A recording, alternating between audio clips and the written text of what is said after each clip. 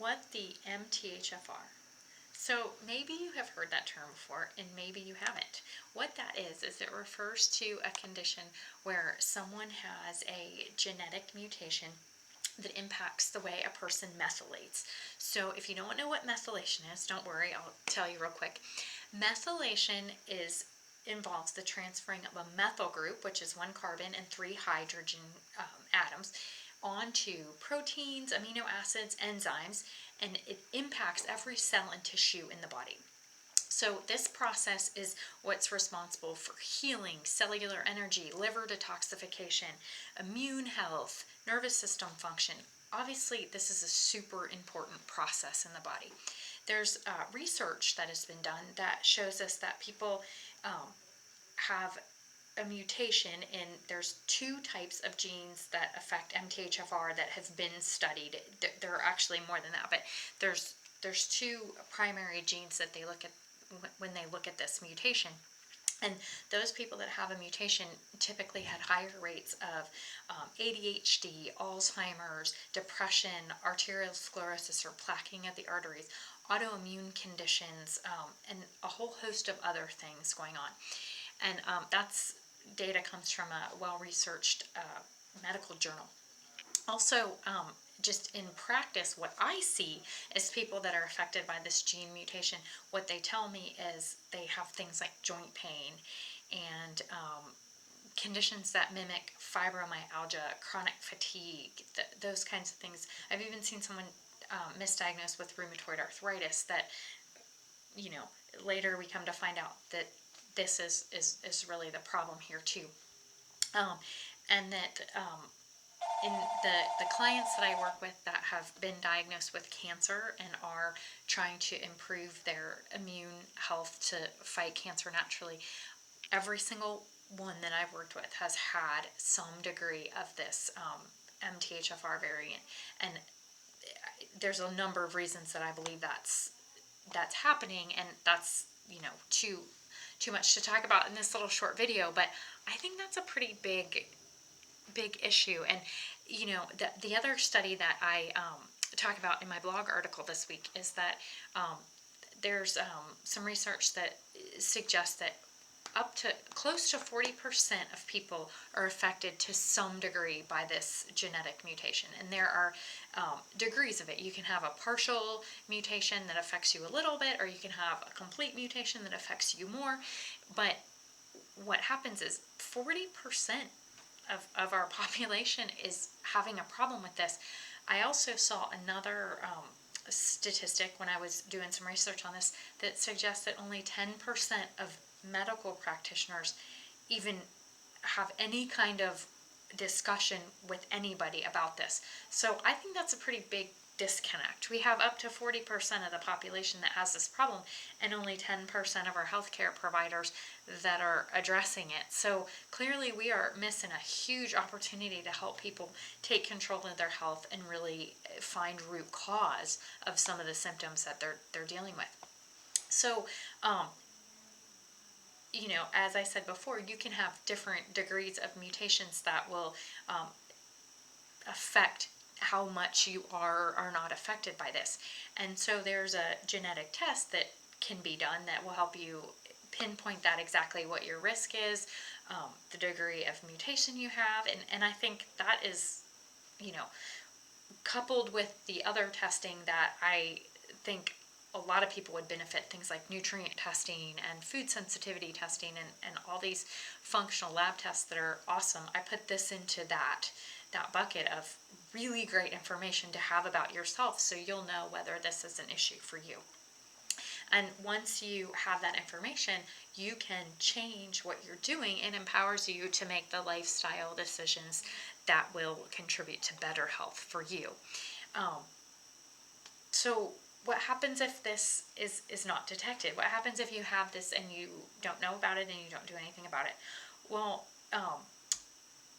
there are two different genes, and one is a little more potent, if you will, in terms of the problems that it causes. So, it just depends on which gene is affected, how this shows up, but there's one, the C677T gene, that affects your ability to break down homocysteine if you have that mutation.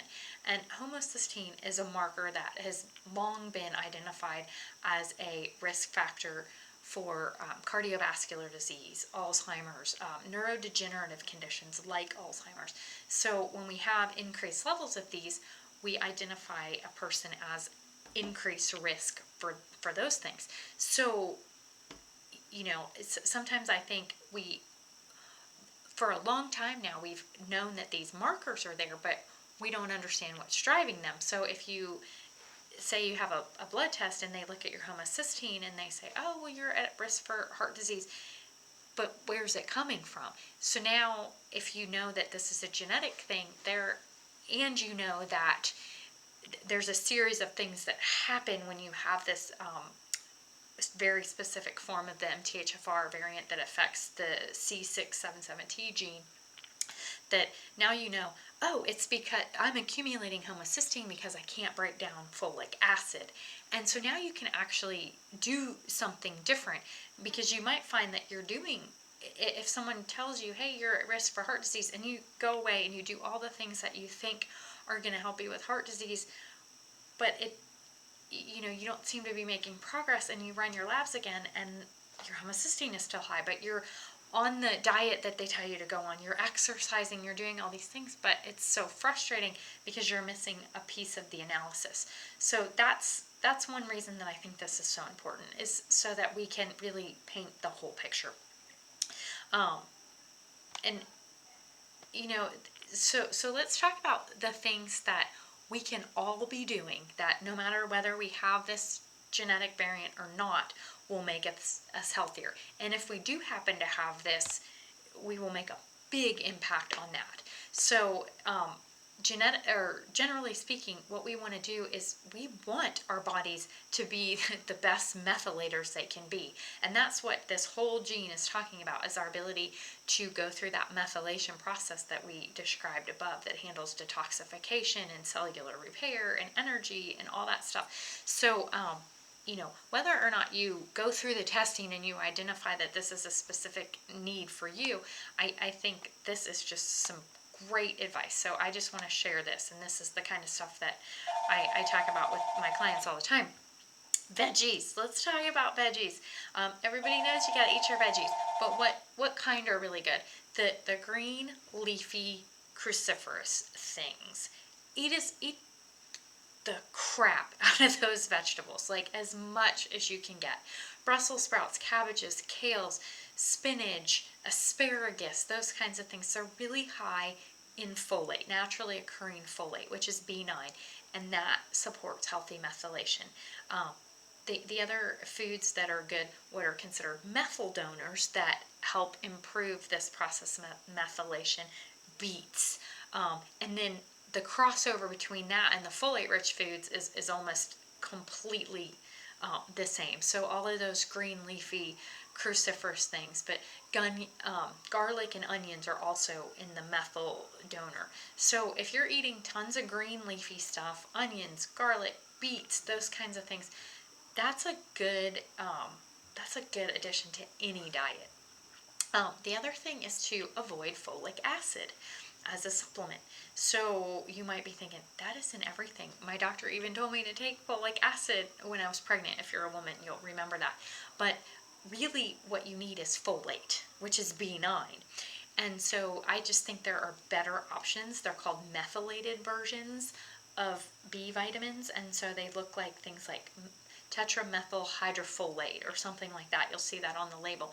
And what that is that means the vitamin is broken down so that your body can convert it more easily into what it needs, versus if folic acid there's a step that has to happen. And if someone has this MTHFR variant, which we know that 40% of the population or close to that is affected by this, we know that those people can't deal with folic acid. So that's when things start to break down and you get really high levels of homocysteine accumulating because of the incomplete breakdown of folic acid and things like that. So folic acid just happens to be the cheap synthetic version of B9, which is why it's in everything from your multivitamin to B complexes to energy drinks, and even in bread products. If you read the label, you'll see enriched and fortified wheat flour or whatever, however that's worded,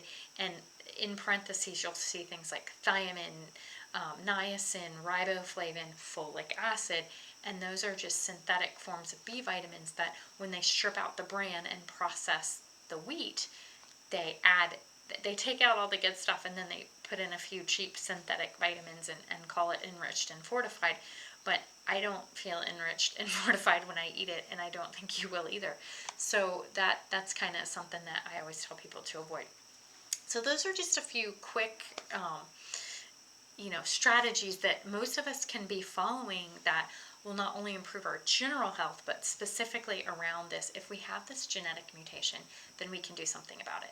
I know personally for myself, I have a degree of it, so I am very passionate about instructing others and helping people not go through. I had 2 miscarriages before I realized I had this, only to come find out later that taking high levels of folic acid when you have this genetic defect can one of the side effects can be miscarriages. So I would love to prevent somebody else. I would love for somebody to hear this, do something different, and avoid that, because that is one of the saddest things that I've ever dealt with. So I have a really big heart and passion to connect people with this information so they can use it to be healthier and have less negative impact from stuff like this that they might not have even heard of. So anyway, I hope this helps and you find it valuable. Do me a favor, if you found value in this, tag somebody on this video or share this information with somebody so that we can together help promote better health. Thanks for watching. Have a great day.